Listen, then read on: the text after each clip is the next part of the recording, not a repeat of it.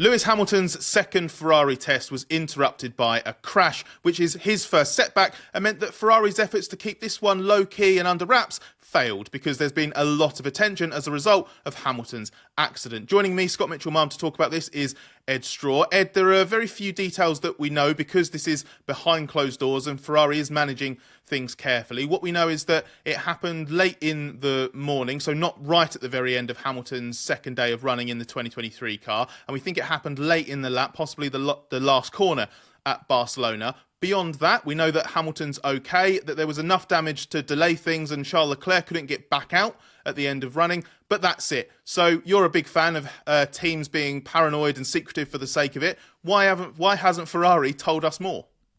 I think it's just they set out to be quiet about what was going on in these tests, send out a few pictures, all very nice, and they've just extended that to the crash, which is a little bit odd because it just creates the opportunity for people to make up their own little narrative of what may or may not have happened. I don't think it was a monstrous crash from what you hear or anything. It's just one of those things. So, yeah, I'm slightly surprised they didn't at least just put out something saying, yeah, there was a mishap, did a little bit of suspension damage or whatever, because I'm sure there's plenty of conspiracies going around online about what may or may not have happened. But, yeah, it just sounds like it was a crash. We don't know the exact cause, whether it was a failure or more likely statistically driver error, but it happens. Exactly. And one of the things that I think has been consistent from people who have spoken to sources inside Ferrari, including ourselves, is that Ferrari does want to play this down, sort of treating it as just the kind of thing that can happen during testing, which actually is exactly correct. This is the kind of thing that happens in testing. But you're right, people get the opportunity to fill in the gaps, and then it becomes a bigger deal than it is. Both ways, you'll have people now inevitably saying that this means Hamilton's washed because he's crashed. You'll have other people saying that actually this is brilliant because it shows that he's pushing the limit of the car, and everybody's working from a lack of information. But in terms of, it is a setback because both Hamilton and Ferrari would prefer that this didn't happen. The key question really is how much of a setback it is. Ferrari, as I said, is kind of playing this down. It's part of Hamilton finding the limit in its car, especially the 2023 car. But Ed, I know that you're very much an advocate of crashes are just an occupational hazard when it comes to driving. So is it a major setback?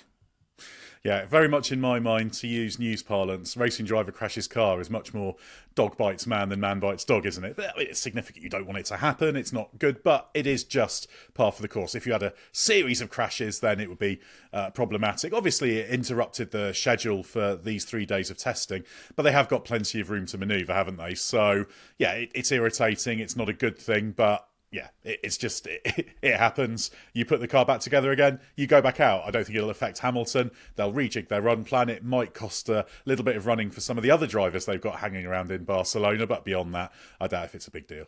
Yeah, they were sharing Hamilton and Leclerc the running this week in the 23 car across the first 2 days, but because of the way that the regulations are in restricting race driver testing, even in older cars, they were always going to stop after the second day. So Hamilton's crash hasn't brought the test to an end early or anything like that. It stopped Leclerc getting back out because once the car was repaired, it sounded like visibility was a bit of a problem. So Leclerc's lost out a little bit, Hamilton's lost out a little bit, but that's it. The consequences don't go much greater than that. In terms of how much it matters, it really depends on the details, which again, Ferrari's keeping close to the chest and won't let know. Without knowing the basics, you can't draw a conclusion. It's much worse if Hamilton crashes because on his second day in the car, he's still chasing a lap time that Leclerc set on 5 laps of running in the first morning, for example. If Hamilton's crashed because of a car flaw or something like that, or because he's made a tiny mistake, they're all totally different factors. We don't know, so speculating on it too much and jumping to conclusions isn't the way to go. The other thing to point out is because it's an occupational hazard, drivers are used to this and they can shrug it off because Hamilton has previous for this kind of thing, doesn't he? Yeah, as many people have pointed out on social media, people like seeing patterns, and obviously Hamilton had a pre-season test ahead of his first season in 2007 at Valencia and had a crash, and the same pre-season 2013 after moving to Mercedes. So the third time he's got a new team in Formula One. Obviously, the first one of those was when he first came into Formula One with McLaren. And again, he's had a pre-season testing shunt. So it's just one of those things that people point to. But obviously, we know that 2013 one, for example, for Mercedes was a rear brake problem caused by hydraulic systems. So that wasn't anything he could do much about. But testing is a time where crashing happens. So, yeah, I mean, people have said, oh, yeah, he always wins the championship when he has that crash. And it's like, well, yes, but, you know, it doesn't really mean anything. People like looking for patterns, don't they? I don't think it really says anything about Hamilton other than he's a racing driver. He will push to the limit. And if you're pushing to the limit, as he may well have been doing on that lap, in a car you are less familiar with, particularly in winter testing when it's cooler conditions, the tyres might not be up to temperature, might not be the best grip levels across the board, then you are slightly more likely to have one of those occupational hazard crashes, aren't you? It's worth also explaining how the car feeds into this, isn't it? Especially with the car that he was driving. This isn't last year's Ferrari. It's the 2023 car because of the way that the testing of previous cars regulations work. And don't want to make excuses for Hamilton here. We're not saying this is a mitigating factor or anything like that. But the car he was driving, he's not the first Ferrari driver to be bitten by the 2023 car, is he? Exactly, yeah. We saw Charles Leclerc and Carlos Sainz have plenty of moments during that year.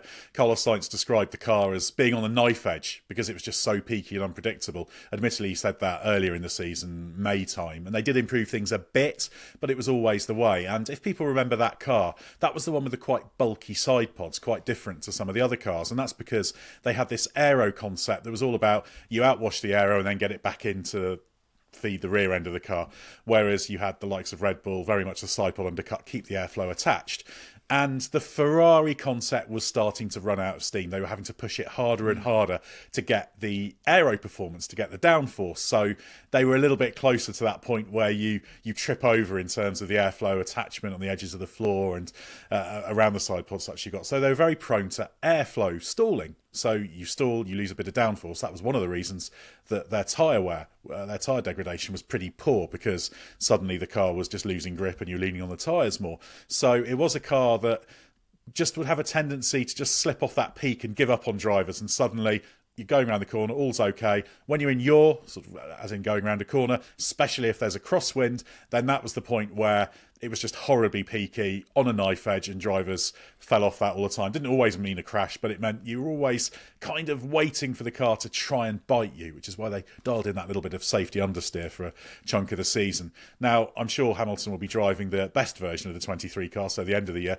It still had those traits, but they were improved. So there's also technical reasons why, statistically speaking, if you're going to jump into any Ferrari of, let's just say for the sake of argument, the past 5 or 6 years, statistically probably the 23 one is the one most likely to bite you. You still don't want it to happen. It's still a driver error because your job is to mitigate that. But again, as I keep saying, it happens. And not to, again, make excuses for Hamilton, but it does seem a bit consistent with the suggestion that the crash happened at the final corner at Barcelona, because they're on the revised layout. I should say the revised layout, the original layout, the one that we're all much more used to. They got rid of that fiddly chicane for the Spanish Grand Prix, so he'll be using the fast 2 final corners. That final corner is just prime for that kind of tendency, characteristic, trait, whatever you want to call it, to bite a driver. We don't know if there was any kind of car problem. I'll be interested to see once the test is concluded. Antonio Giovinazzi and F1 test debutant Dino Beganovic are meant to be driving on the final day on Thursday in Spain. If Ferrari will put something out, just sort of detailing a couple of things, I'd be surprised. They clearly want to keep this under wraps, but we'll see about that. The other thing we should probably mention is that Hamilton will be back at Barcelona next week as we record this. It's Tuesday and Wednesday, February the 4th and 5th. He's back there doing Pirelli testing, which actually means his first taste of the 2024 Ferrari, but in a slightly different configuration. It's what we tend to refer to as the mule car. Ed, do you want to explain just how different are these? What's the purpose of that test? How much is Hamilton likely to get a feel for the 24 car from that? Yeah, well, this is part of the Pirelli 2026 tyre testing programme. Narrower tyres for the all-new cars.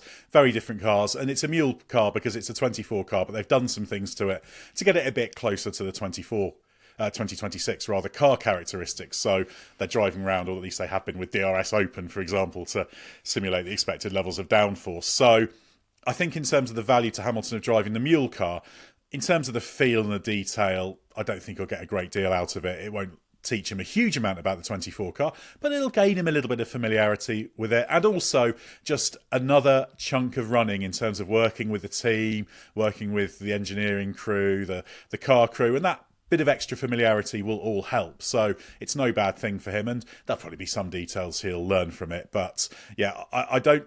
He's not going to be able to get much aero detail, and obviously aero is the key to performance in Formula One cars because it is in that mule car specification. But useful, but not game changing.